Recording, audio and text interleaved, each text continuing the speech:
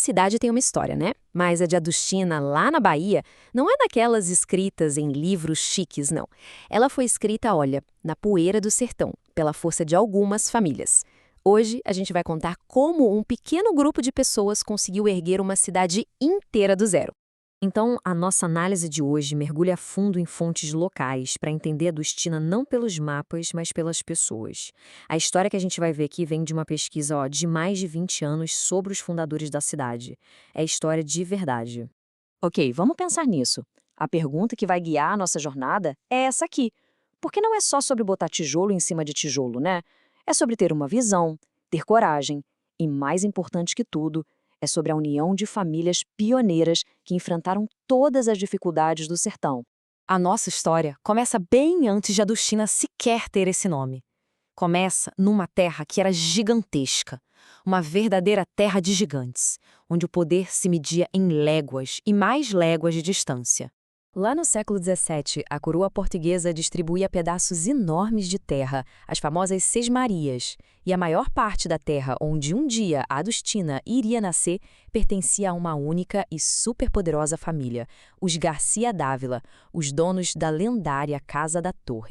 E só para a gente ter uma ideia da escala do que estamos falando, a Casa da Torre não era uma fazendinha, era um império, o maior latifúndio do Brasil colônia focado na criação de gado. As terras que hoje formam a Adustina eram só uma fraçãozinha desse reino no meio do sertão, um ponto bem distante no mapa de um poder que era colossal. Mas a gente sabe, né? Impérios caem e a terra muda de mãos. Agora a história grande dá lugar para a história pequena, a história de gente de verdade. Vamos deixar os barões da Casa da Torre para trás e conhecer as pessoas que de fato colocaram a mão na massa. Aquela área era conhecida como Povoado de Queimadas. E era descrita como um arraial assim, sem vida, sem movimento. Era um lugar meio de passagem, cheio de disputas.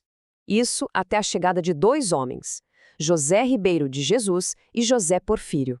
E com eles, olha, tudo mudou. Agora, o que é muito legal aqui é essa citação da época. Ela resume tudo. A chegada desses dois fundadores não só trouxe paz e estabilidade, como acendeu aquela faísca do progresso, sabe? Eles não só chegaram para morar, eles começaram a construir um futuro ali. Bem, com a paz finalmente estabelecida, o povoado pôde começar a se transformar numa comunidade de verdade, com sonhos, com instituições, olhando lá para frente.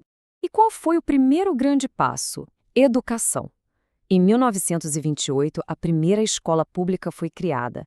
Dá para imaginar a cena do primeiro dia de exames com a professora Teresita Bezerra Bittencourt, com bandeira do Brasil, cantando o hino, e os alunos todos orgulhosos, mostrando que aquele lugarzinho tinha ambição. O próximo pilar foi a fé. A construção da primeira capela não foi coisa de um fazendeiro rico, não. Foi obra da comunidade inteira. Essa imagem mostra uma das cartas da época, um registro real de como as pessoas se mobilizaram, trocaram correspondências e juntaram esforços para erguer a sua igreja, que virou o coração do povoado.